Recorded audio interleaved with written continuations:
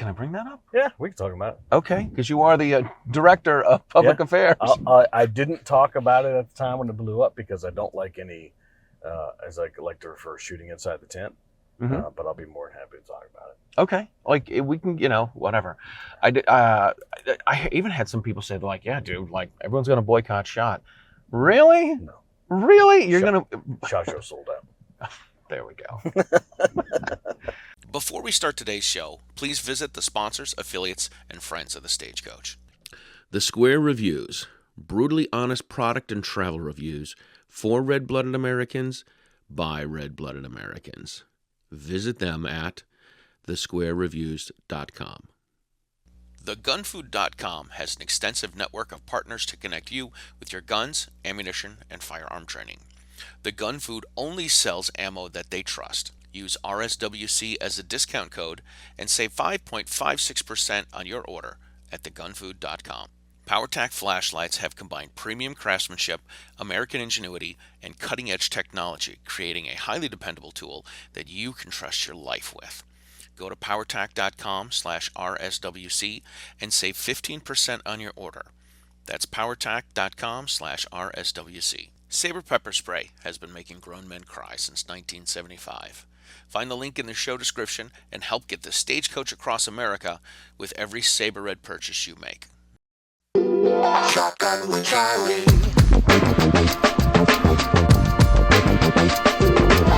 Riding shotgun refers to the practice of sitting next to the driver in a moving vehicle.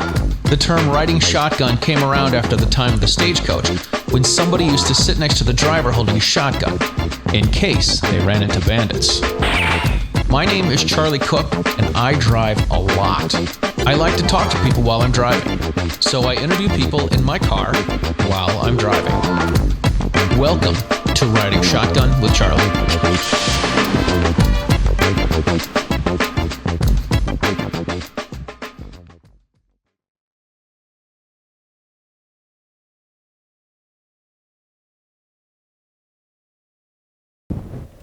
All right, before we start this episode of Riding Shotgun with Charlie, I want to say thank you all for tuning in and watching the show and being here.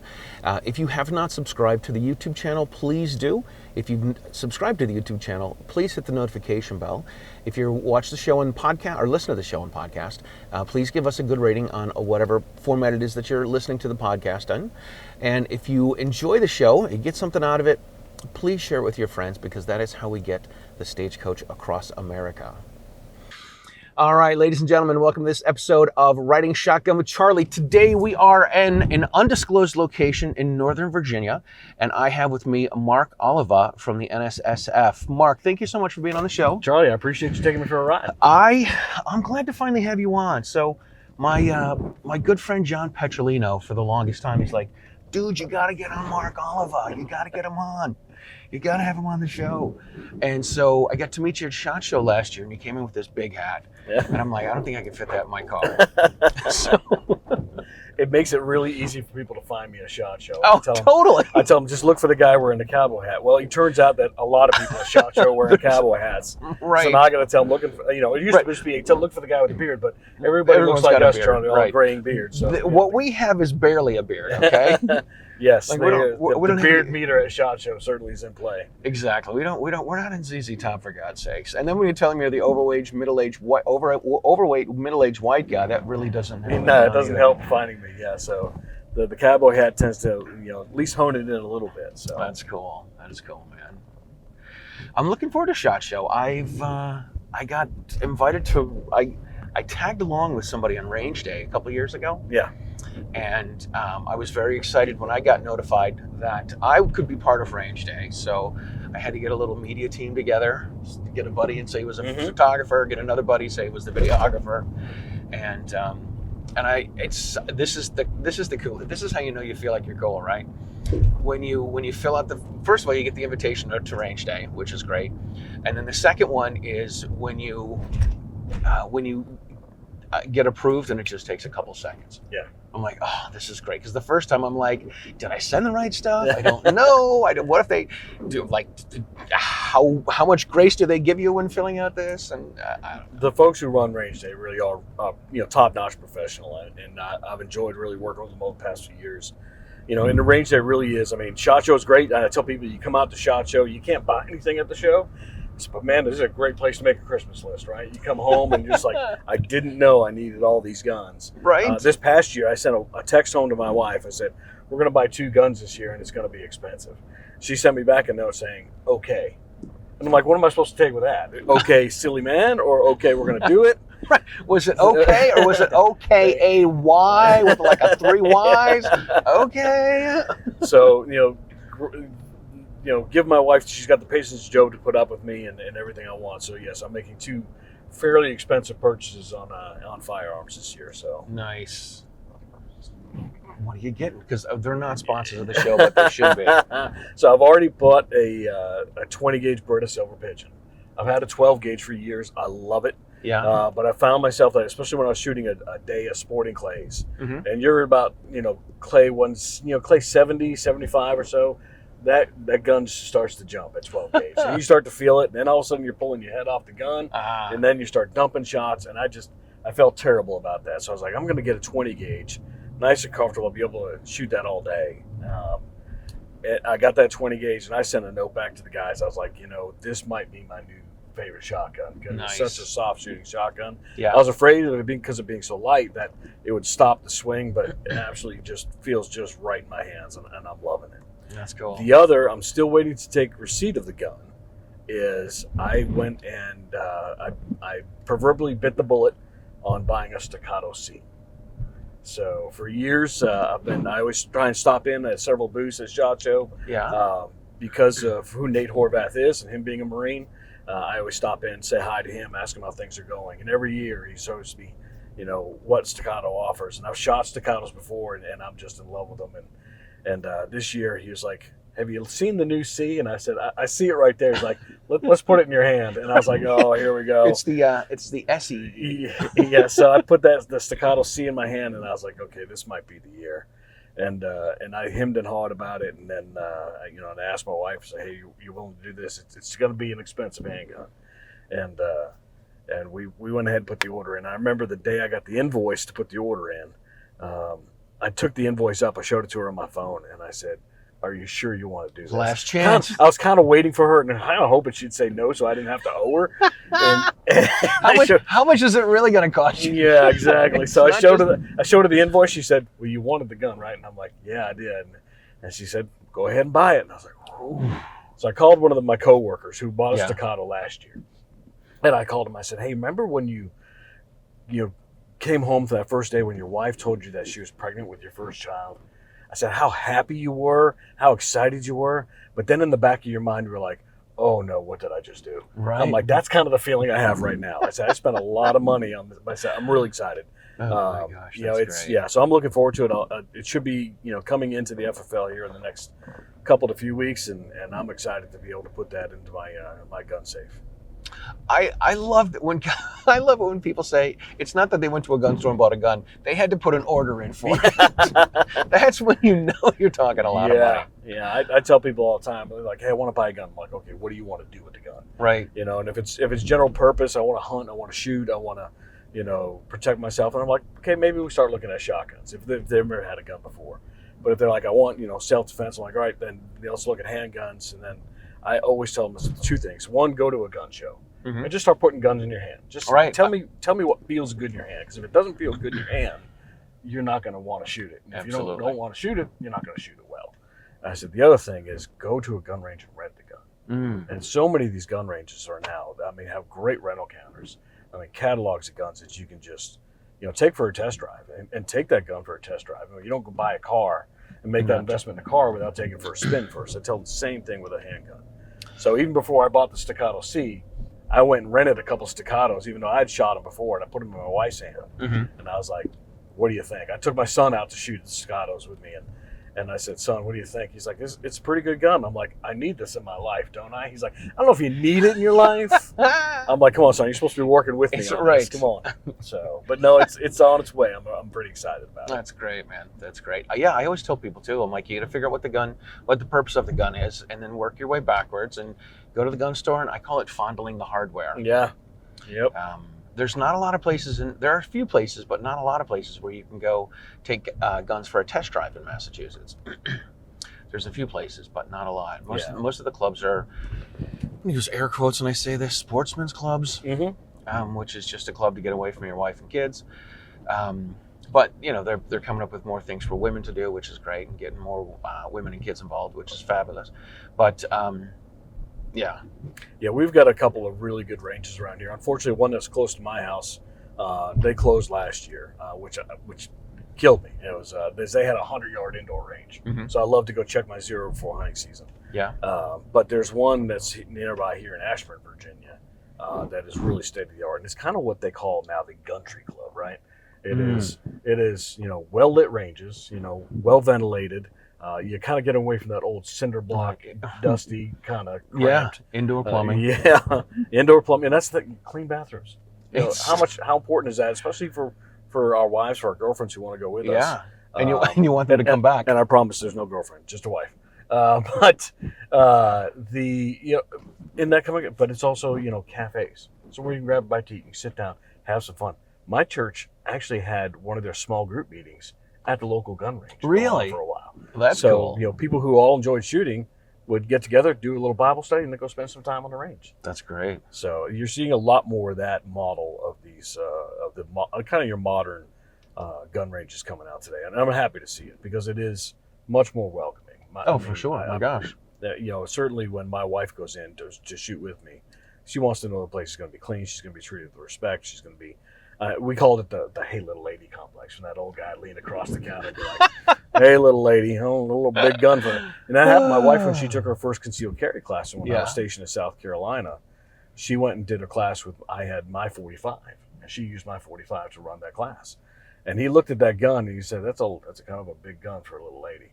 And my wife didn't tell him once. She was raised around guns. Grew up in Texas. Right. Spent time 8 years in the Marine Corps. She knew how to shoot. She just kind of kept her mouth shut and, ran the course and ended up out shooting everyone in the class. And she at the end of it was like, you need to go back and tell that guy, that gun is just fine enough for that little lady. So that would have been awesome. Yeah. I hate to admit it, but I may have done that myself. I was, relatively new to gun ownership, and I've got the FOMO, the fear of missing out. Yep. I think we all do. Yeah, and everyone's got a Glock except for me, so I'm like, I want to get a Glock.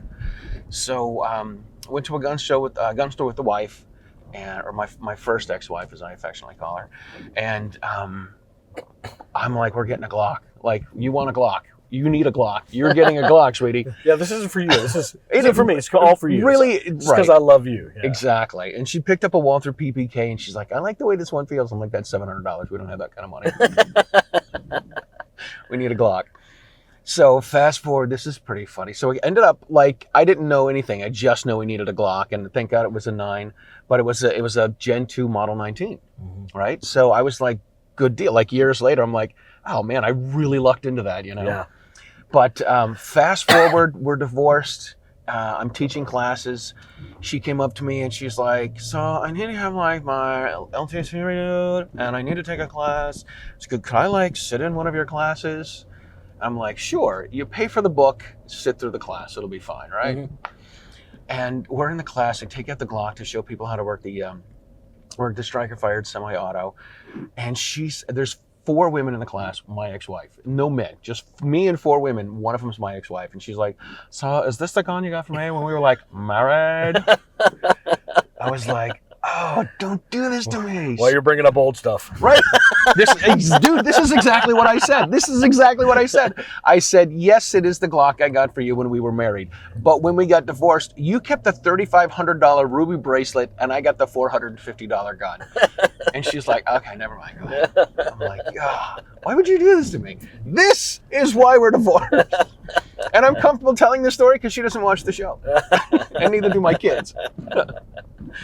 Oh, man. All right, so how did you become a gun guy? You sound like you said you grew up in New Hampshire, but you got this southern drawl. Yeah. So I'm really baffled by this. It always screws people up. Yeah, I was born in Massachusetts, grew up in New Hampshire. It's a good place to be from. Yeah, exactly. Grew up in New Hampshire, joined the Marine Corps right out of high school. Yeah. And I spent 25 years in the Marine Corps. So I tell people the drawl that you're hearing comes from years of living in the Carolinas, both in North and South Carolina. Lived in North Carolina. I was stationed there, deployed out of there several times. Then went to Okinawa, Japan. Lived there for almost 4 years. After that, went to California, to Camp Pendleton, which is just north of San Diego. And then back and forth to the wars, of course, in Iraq and Afghanistan. Went to Parris Island, South Carolina for a while to give my family a break from me being gone all the time, and then back to California where I went out to Afghanistan, and then I got orders back here to work on Capitol Hill and do a payback tour at the Pentagon, and that's when I was offered the job to come over and work at NSSF. And I thought, I could go from one big gun club to another. So, it worked out really well for me. So that's great. Now you're the director of I'm the managing director of public affairs. So okay. You've got me and my coworker Matt Manda works with me, and we're hustling. A lot of work to do to make sure that we represent the industry's interests in the general media. The marketing side of the house, they get to talk to a lot of the gun writers most of the time. Yeah, we're the ones that get to talk to the media that doesn't necessarily like us. So it keeps you on your toes, keeps you busy. I tell people that I'm a mile wide, but I'm kind of an inch deep on a lot of things because you have to know a lot about a lot of everything, but it is hard to really drill down and get, become a subject matter expert in everything. So you got to be, pretty well versed. But it's a fun job for me working in public affairs. It's what I did in the Marine Corps. Yeah, I was just going to say you did this with them too. Yeah, so kind of sliding right in. Like you said. And for me, it was, when I interviewed for this job at NSSF, I remember telling our VP of HR, for 25 years I had a job where I was able to talk about Marines every day. And I love Marines. I mean, it was really easy and natural for me to have that kind of job. I said, why would I not want to do that in my next career? Yeah. So for me, to be able to talk about our Second Amendment rights, the industry that makes those rights possible, because without the manufacturers and distributors and the ranges and the retailers, we wouldn't be able to exercise this right. Mm-hmm. To be able to talk about hunting and the importance of conservation, these are all things that are very natural, and I have a passion for these. So it was a really good fit for me. And what became really cool on the other side of it after I was hired was I'm in a team of folks in the government relations team, both the federal and the state side, and our research folks and our legal team. They're all very passionate about the shooting sports. And so, these are people who, it's a work hard, play hard kind of crew. I mean, they care deeply about, what's happening in the states, what's happening here in Congress, and, how that's going to affect our ability to be able to exercise our rights for this industry to continue to grow. Gotcha. That's great. It's a lot of work. It is. It is. It's a lot. It's not a 9-to-5 job. It is. I joke around. I carry 2 phones. Most people are like, "Why are you an idiot and carry 2 phones?" Because he's a drug dealer. Because I'm a drug dealer. Not a drug dealer, I promise. My personal phone, if I don't recognize a call on my personal phone, but if it's on my work phone, I have to answer that call, and it can come in at any time. I mean, the only time I try not to answer that phone is when I'm sitting in church, and that phone sits out to the side. But other than that, I mean, that phone's always there with me. My wife will joking as I'm, texting on my phone. Are you working? I'm like, kind of. I'm kind of always working. So, right. But it's one of those things too. When you have a job like this, where you're able to talk about the things that are important to our industry, to our rights, it's something that you do every day anyway. So right. This is one of the things, and I was at the GOA Goals event with some guys that were. It was the first time they were at this. It was Sean and Grant from News 2A, mm-hmm. and Sean ended up bringing his wife and his son, so it was like vacation trip for them, but work trip for him. And it's funny because he's trying to explain to his wife that it's work, and she's like, but you're out there hanging out with Charlie and Grant, and and he's like, it's work. It's work. It's work. That's what I try to tell my wife. I said, it's out in Vegas, and I'm not a Vegas guy. I don't gamble. I hate to see my money fly out the window. I spend my money on enough dumb things. Right. The way I see it with gambling is I work too hard. Yeah. I know what I had to do to make that money. Exactly. Just to give it away, to sit and hit a button. And everything's always a little too loud, a little too bright. It's kind of an assault on my senses. But I tell myself, it is, especially for SHOT Show and for similar shows that happen, the conventions, it really is a family get-together. It's a chance to see the people you haven't seen in a year or 6 months, to kind of touch base and see where everyone's at. So, I mean, my work day of SHOT starts at 7 o'clock. I'm in that media room, getting everything ready, making sure it's ready to go. We shut that media room down around 5 or 6, depending on the day. And then it's all the meetings that happen afterwards. It's the dinner that you have to go attend. It's the reception that you have to go meet somebody at. And then by the time you're done, it's 11 o'clock at night. Right, and you're back on in 8 hours. Yeah, you're like, and everyone wants to come hang out. Yeah, I'm like, I got to get some sleep. So there's literally one night that I make sure that I get out the door to go see other people, not work for a few minutes. I try to hit. Daniel Defense has been very kind to invite us to their party at the Hard Rock Cafe every year, and I try to make sure that's kind of my. It's usually on Wednesday night, so it's halfway through the week. I can. Okay, everything from here on out starts to get a little downhill. So, people start going home on Thursdays and Fridays. So but it is a full week of constantly on your feet. I tell people first time they come into the show, hand sanitizer. Make sure you're keeping your hands clean so you don't get the crud. Don't get the crud. The other thing I learned was you got one of those personal little vaporizers. Take that, put it in your room because the air is so dry, it's not recirculated. That, and if you're on the East Coast like us and you're used to a little humidity, you get out there to the desert and you just constantly dry it out. It doesn't work out so well for us. But also the last thing, comfortable shoes. Oh my gosh! Make sure you wear a pair of shoes that you can stand on concrete floors all day long. And now the floors in the expo, if you haven't been to the shop, they're carpeted, and some of the booths they'll put some padding down, but you're on your feet all day long. So it doesn't take long if you're not wearing a pair of good, comfortable, sturdy shoes or boots. Your dogs will be barking. Yeah. All right, we got to talk about you talk about the media room. We're going to talk about a very important issue in the media room, and we haven't had lunch in the media room all day for the last 2 years, right? Yeah. Like that's the oasis for us media guys. Like we can go in, we can get a coffee, we can get a soda, maybe have some fruit or something. But the last 2 years, nothing. Yeah, it's. I think it's. We need to start maybe see if we can find someone to sponsor lunches for the media guys. There we go. So. Maybe if some of the folks who are watching the show at the different manufacturers, if you want to, help out the poor starving reporters, the poor writers that are out there, right? Trying to do this in their off hours and making ends meet. I mean, they're there on shot on their dime, and meals aren't exactly cheap. So, oh my gosh, maybe a little finger food for the guys in the media room. Help a brother out. I mean, it's just 2,500 of your best friends. I mean, that's all. It's right. I mean, how big can it be? Really?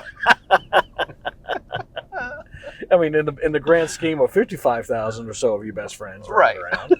Yeah, you walk into shot, you're like, I didn't know I had this many best friends. So, oh my gosh, I love going to it, man. This is my gig doesn't pay me any money, and what it does pay is the things that money can't buy. Is really what it comes down to. It's friendships with people like you, getting recognized, going to these events, and people are like, hey, you're the guy that does the car thing. Yeah, I'm the guy that does the car thing. Thanks, guys. And when you write to someone when you write to someone and say, hey, listen, I have a show, I'd love to have you on the show, and they're like, oh, I've seen your show, I know who you are. You're like, doesn't pay the electric bill, but man, that is really cool. Somebody knows me. Right? Then I go back to my day job. I'm like the bottom of the totem pole. Kids hate seeing me. Other adults hate seeing me. There are days that I get phone calls like, hey, Mark, I saw you somewhere. I knew you. And I was like, oh, is that a good or a bad thing? Right. In my job in public affairs, ooh, is that a good or a bad thing? Am I about to have an argument? Right. Right. There have been days I've been working at home, talking with some not so friendly reporters. My wife has come down to where my office is, and she's like, who are you talking to? And I was like, I was on the phone with a reporter. She's like, you can't talk to reporters that way. I'm like, I'm paid to talk to reporters that way.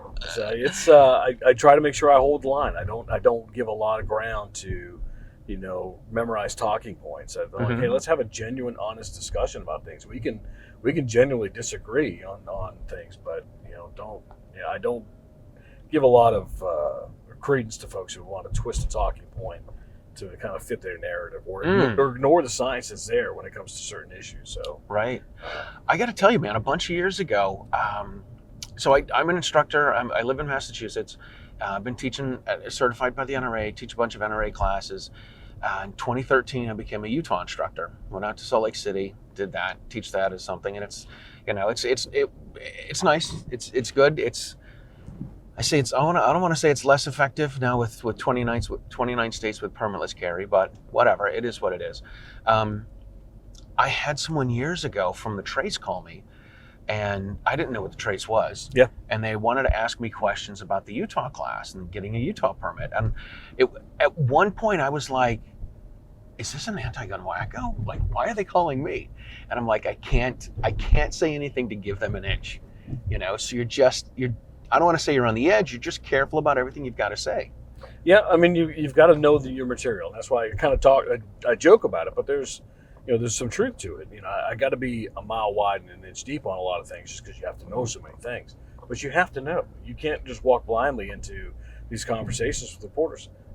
These reporters are well researched, especially the investigative reporters. Right. You've got to have your ducks in a row because you have to go into that conversation expecting they're going to have their ducks in a row. Right. And again, you can have a genuine discussion about disagreement on viewpoints, but when it comes to the facts, you have to make sure that you have a good, solid knowledge of those facts and a handle on those facts so that you can use those to buttress your concerns, your arguments. Mm-hmm. Yeah, it's tough. And it's. I'll tell you one thing that's interesting. I saw somebody within the last year, a competitive shooter's name came up, and this person didn't know who the competitive shooter was, and this person had been in the biz for a hot minute, not even a hot minute, for a few years, and this person didn't know who this competitive shooter was, and she's like, well, I don't know who he is, and you're just like, you might stand back, right? Accept a little bit of grace here, and be just like, I don't know who he is, but it doesn't mean anything. So you got to be real careful. And that's the thing is, I think the first time I was able to go to a SHOT Show, I went as a guest. Yeah. And being outside of the industry, you look at SHOT Show and you look at all the names of the personalities. You're like, man, this industry is huge. Mm.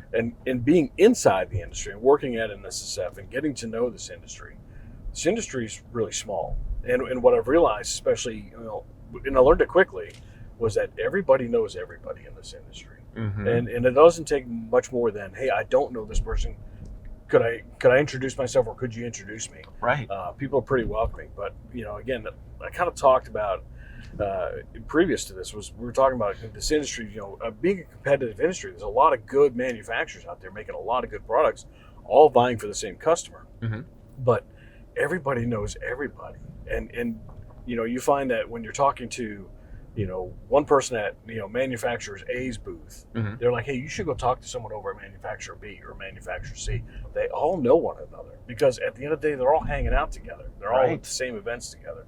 So it really is an industry where, it's really tight-knit. It is a family, and it is people who are genuinely, caring and interested about what's happening with you. Mm-hmm. And you look at some of the folks who've been around this industry for a long time, and you can see why they've been in this industry for a long time. Name that always comes to mind when I talk something like this is Linda Powell. Linda Powell at Mossberg has been around the industry forever. Mm. And she hasn't always been at Mossberg.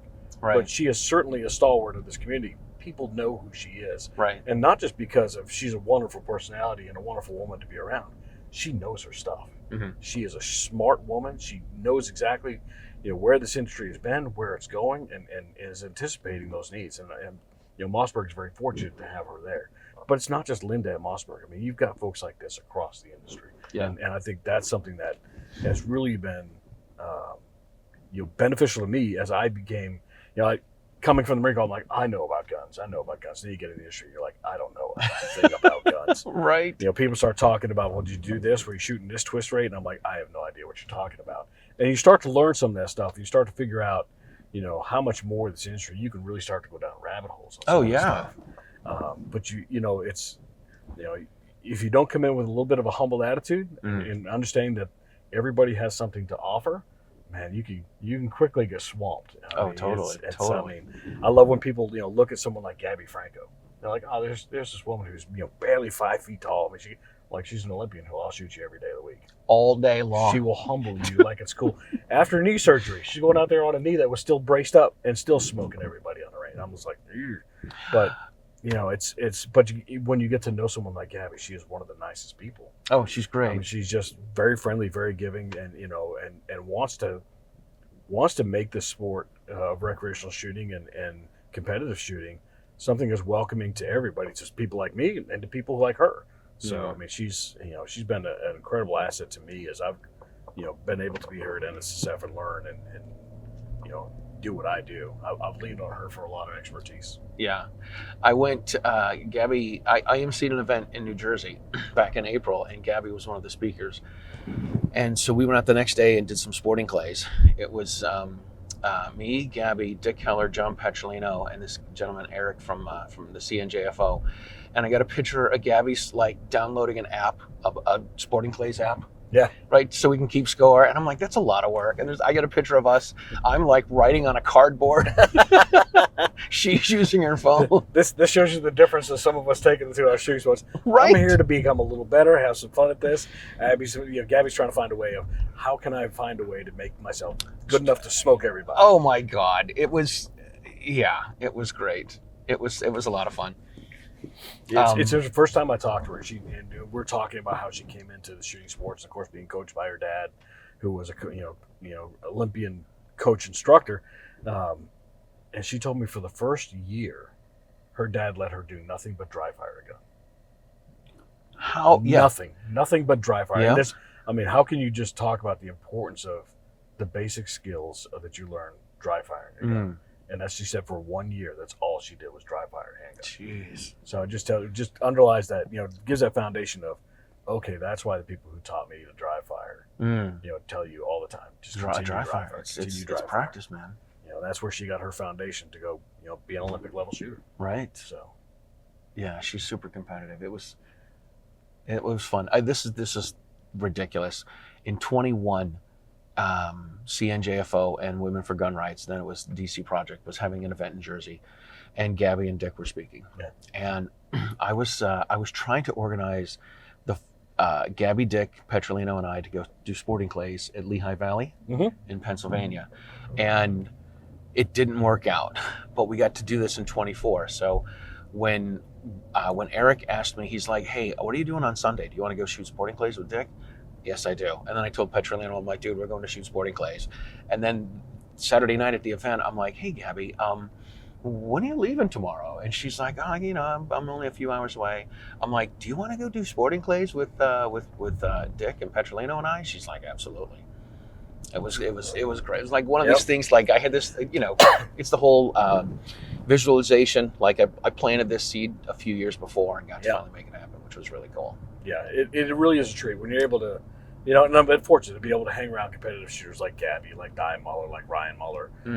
Been humbled to be on the same squad as Jerry Michlik, where I was like, don't watch me shoot because it's going to be terrible.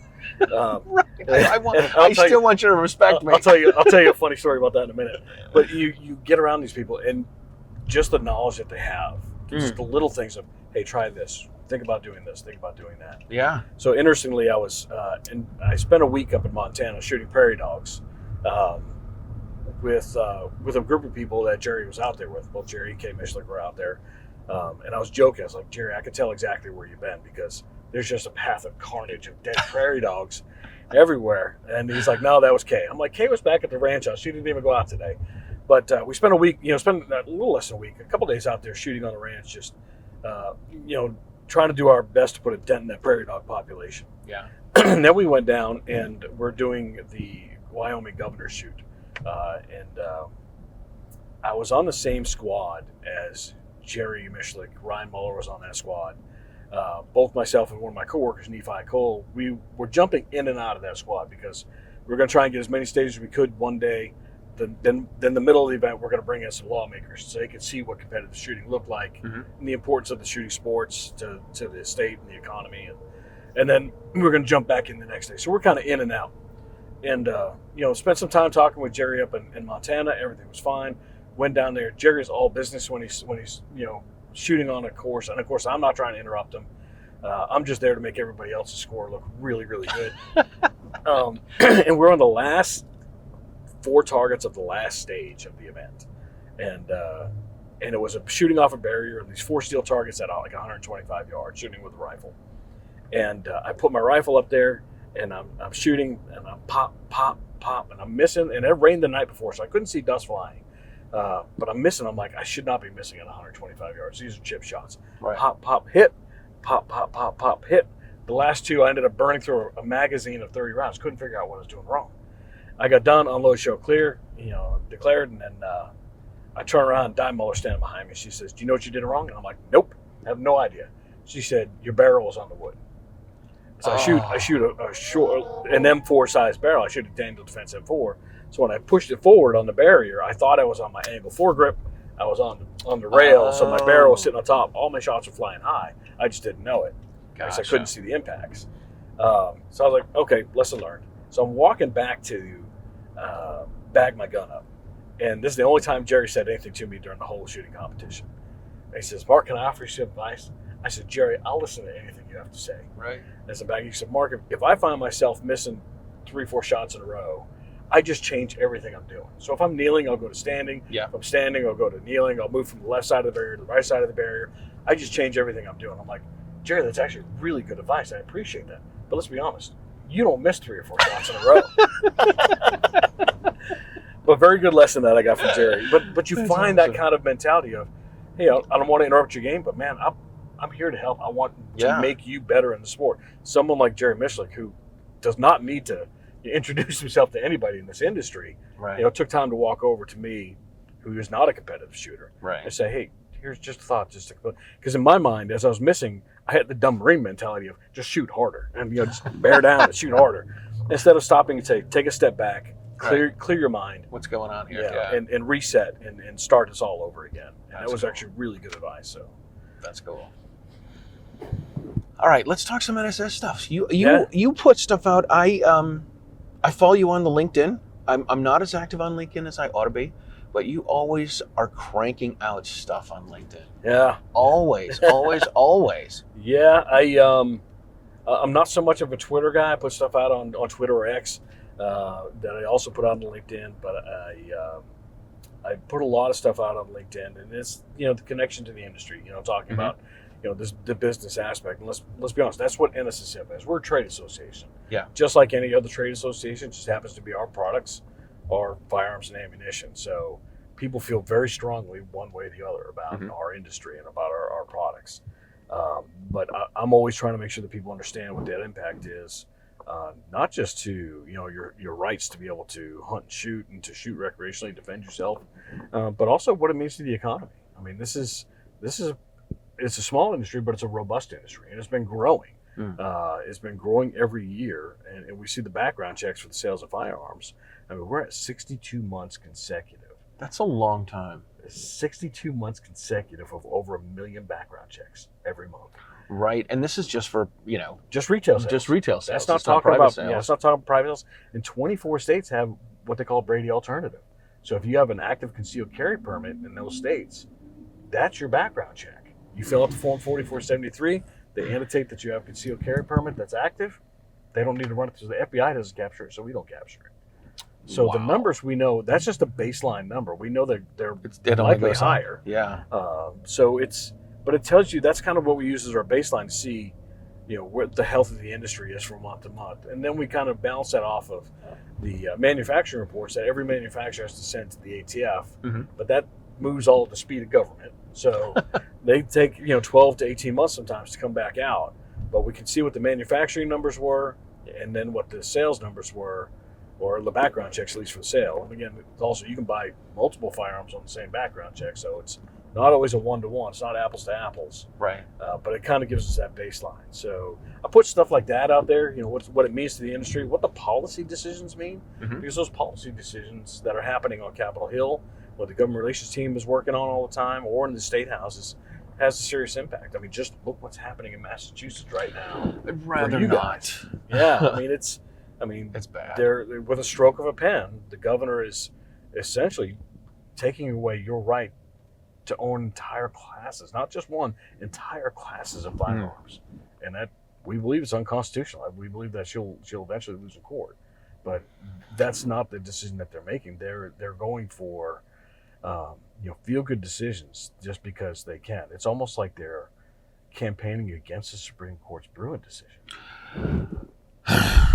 So in 2016, when I call her our then AG, our anti-gun attorney general, when she came out and said anything that looks like an AR is an AR. Yeah. Back in 2016, she did this, and then she went out. I want to say it was to Cleveland, but she went out to the DNC that year. But that's when Hillary was running. So she did that, and I was convinced that she did this just to look good for Hillary, so she could get herself into a Hillary cabinet. And then, of course, 8 years later, here we are. She signs this other thing. She's now the governor, and she signs this thing that says that you can't. We have a firearms roster of approved guns you can buy from dealers, and those are only handguns. Rifles or shotguns aren't on there at all. But then they came out with something the last week that said, "Oh, well, you can still buy rifles or shotguns, just not the ones that are not approved." Well, that doesn't really make any sense what you're saying here. Yeah. Why don't you just come out and say you're talking about assault weapons? Well, and the definitions that they're coming up for what they consider an assault weapon. Right. They're pretty much any semi-automatic. Any semi-automatic. So 18 to 20-year-olds are not going to be able to have any kind of semi-automatic, whether it's a rifle or shotgun, or even if it's a five-shot semi-auto shotgun, they're not going to be able to have it. Even a Ruger 1022, for God's sakes, with a 10-round stock mag, they're not going to be able to have. Yeah.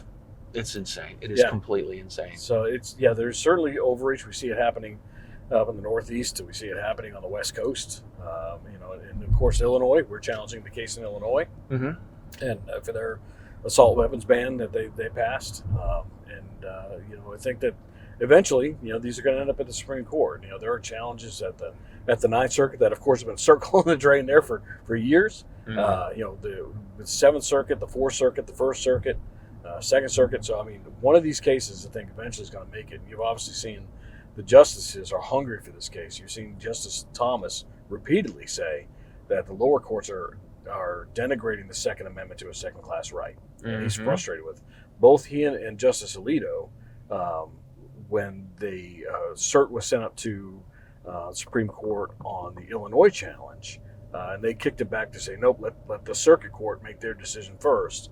It'd be premature for us to intervene. Both Thomas and Alito were very clear that they wanted to take that case then. That their frustration with the states and the courts denigrating Second Amendment rights has kind of hit a point, and they're ready to move on this. So I think it's just a matter for the right case to be able to make it up there, and we'll see what happens. Yeah, that would be great if it did.